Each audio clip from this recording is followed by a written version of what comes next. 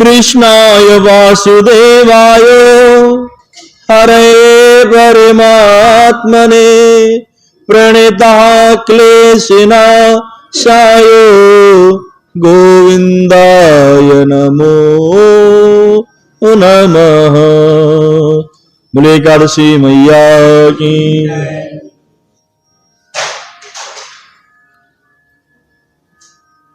आज हम सभी लोग पौष माह के कृष्ण पक्ष की सफला एकादशी व्रत की कथा को श्रवण करेंगे।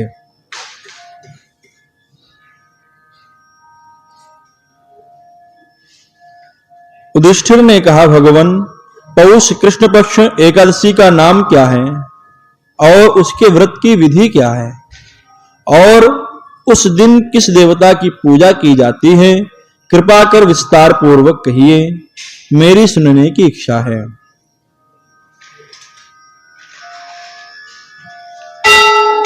युधिष्ठिर के ऐसे वचन सुन भगवान कृष्ण बोले, पांडु नंदन, पौष कृष्ण एकादशी का नाम सफला एकादशी और इन्हीं की पूजा की जाती है। नारायण दक्षिणा सहित यज्ञों से उतना संतुष्ट नहीं होते जितना एकादशी व्रत सहित रात्रि जागरण से संतुष्ट होते हैं। जिस प्रकार देवताओं में विष्णु, मनुष्यों में ब्राह्मण, नागों में शेष, पक्षियों में गरुण, उसी प्रकार व्रतों में एकादशी व्रत श्रेष्ठ है। एकादशी का व्रत करने वाला पुरुष धन्य है और मेरा भी भाव पूज्य है। मैं भी उसकी पूजा करता हूँ। सफला नाम का इस एकादशी में ऋतु में उत्पन्न होने वाले प्राप्त फलों से भक्ति पूर्वक नारायण की पूजा करनी चाहिए, अथवा नारियल, नींबू, अनार, सुपारी, लवंग आदि अर्पण कर धूप एवं दीप दान करना चाहिए। षोडशोपचार सहित पूजन कर रात्रि को नृत्य एवं कीर्तन कर जागरण करना चाहिए। एकादशी व्रत के समान जो यज्ञ का पुण्य फल है वह और किसी दूसरे व्रत का फल नहीं है। 5 वर्ष तप करके जो पुण्य फल प्राप्त होता है वह पुण्य फल इस सफला नाम की एकादशी व्रत करने वाले को प्राप्त होता है। अब आप सफला एकादशी व्रत की कथा को सुनिए। राजन, पूर्व काल में महिष्मान नाम का एक राजा, जिसकी राजधानी चंद्रावती थी, उस राजा के 4 पुत्र थे। सबसे बड़े पुत्र का नाम लुम्पक था। वह बड़ा दुष्ट, महानीच, पापी, धूर्त, हर निंदा करने वाला और वैश्यागामी था। साधु, वैष्णव एवं देवद्रोही था। उसके पिता ने उससे बहुत तेरा समझाया मगर उसकी समझ में कुछ भी नहीं आया। तब विवश हो राजा ने उसे देश से निकालने का दंड दिया। राजकुमार लुम्पक दंडी हो पास के ही एक वन में जाकर रहने लगे और अपने पिता के ही राज्य में चोरी और डाके डाल डालकर प्रजा को तंग करने लगा। राजा ने अनेक प्रयत्न करने पर भी वह पकड़ा जाकर दंडित नहीं हो सका। उसका उत्पात एवं हत्याचार दिन दूना रात चौगुना बढ़ता गया और वह एक महान पापी हो गया। परंतु संयोगवश उसने अपना स्थान जो बनाया था वह एक पुराने पीपल वृक्ष के नीचे था और वह किसी समय किसी की तपोभूमि रह चुकी थी। एक दिन लुम्पक को अपना शरीर कुछ अवस्था अस्वस्थ मालूम हुआ, अस्तु उसने उस दिन कुछ भोजन नहीं किया। दूसरे दिन एकादशी थी। लुम्पक को बड़े जोर का ज्वर आया और वह दिन भर अचेत पड़ा रहा। मध्याह्न समय में उसे कुछ क्षुधासी मालूम हुई और वह धीरे धीरे चलकर वन में ज्यों त्यों कर कुछ फल ले आया और उसी पीपल के नीचे बैठ गया। थकावट से उसका शरीर पुनः भारी हो गया और फलों को खाने की इच्छा ही नहीं रही। तब उसने फलों को उसी पीपल की जड़ में रखकर कहा, लीजिए वासुदेव भगवान, अब यह फल आपको ही अर्पण है। यह कहकर वह उसी जगह पर पड़ा रहा और रात भर कहराता रहा। और छटपटाता रहा। संयोग इसी को कहते हैं। इच्छा से अथवा अनिच्छा से व दशमी से नियम पूर्वक रहकर एकादशी का व्रत भूखा रहा। संध्या समय ऋतु फलों को भगवान वासुदेव को अर्पण कर रात भर जगता रहा। इस महापुण्य से उसके आज तक के समस्त पाप जलकर राख हो गए और उसके हृदय में ज्ञान का प्रकाश उदय हो गया। उसी समय एक सुंदर घोड़ा अनुपम और दिव्य साजों से सजा हुआ उसके सामने आ खड़ा हुआ।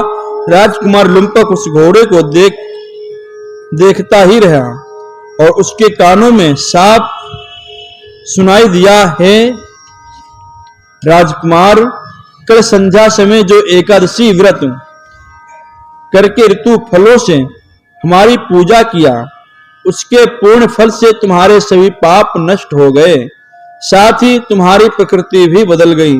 अब तुम इसी घोड़े पर सवार हो अपने पिता के पास चले जाओ, वह तुम्हें आदर पूर्वक रख लेंगे और तुम्हें तुम्हारा खोया हुआ राज भी देंगे। राजकुमार लुम्पक ऐसी आकाशवाणी सुन परम प्रसन्न हुआ और तत्काल ही दिव्य दिव्य आभूषणों वस्त्रों से विभूषित हो घोड़े पर चढ़कर अपने पिता के पास जाकर उन्हें प्रणाम किया। अपना सारे का सारा वृतांत उसने कहा सुनाया। राजा अपने पुत्रों के शब्द सुन और उसे परम तेजस्वी जान अत्यंत प्रसन्न हुआ और शीघ्र ही घर बाहर का सारा बंदोबस्त कर राज्य भी उसके हाथों में सौंप दिया। राजकुमार अत्यंत निपुणता के साथ अपने राज्य संभालने लगा। प्रजा संतुष्ट हो गई। राजा मास की सभी एकादशी को व्रत नियम पूर्वक करने लगा और अनेकों पुत्रों का पिता हो स्वर्ग लोक जाकर वह आनंद के साथ रहने लगा। राजन, इसी प्रकार जो भी कोई इस सफला एक नामक एकादशी व्रत को करता है उसके सभी मनोरथ पूर्ण होते हैं। इस प्रकार सफला एकादशी व्रत की कथा संपन्न हुई। बोले कृष्ण कन्हैया लाल की, लक्ष्मी नारायण भगवान की, एकादशी मैया की। जय जय राधा रमण गिरिधारी, गिरिधारी श्याम बनवारी। जय जय राधा रमण गिरिधारी, गिरिधारी श्याम बनवारी। बनवारी श्याम गिरिधारी, बनवारी श्याम गिरिधारी। जय जय राधा रमण गिरिधारी, गिरिधारी। हे गिरिधर तेरी आरती गाऊं, हे गिरिधर तेरी आरती गाऊं, आरती गाऊं कर तुमको मनाऊं, आरती गाऊं कर तुमको मनाऊं। वाके बिहारी तेरी आरती गाऊं, हे गिरिधर तेरी आरती गाऊं। मोरे मुकुट तेरे शीश पे सोहे, मोरे मुकुट तेरे शीश पे सोहे। प्यारी वंशी मेरो मन मोहे, प्यारी वंशी मेरो मन मोहे। देख छवि बलिहारी में जाऊं, हे गिरिधर तेरी आरती गाऊं। बाके बिहारी तेरी आरती। चरणों से निकली है गंगा प्यारी, चरणों से निकली है गंगा प्यारी। जिसने सारी दुनिया तारी, किसने सारी दुनिया तारी।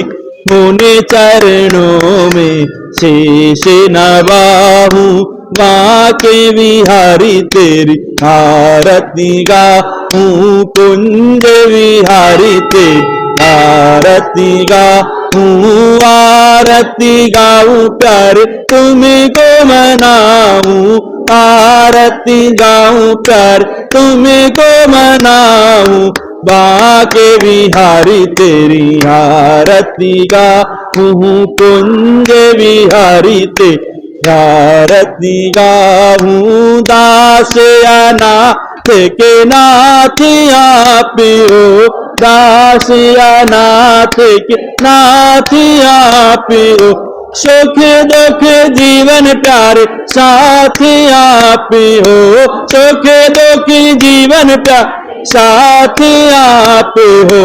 इन चरणों में शीश नवाऊं, बाके बिहारी तेरी आरती गाऊं, कुंज बिहारी तेरी आरती गाऊं।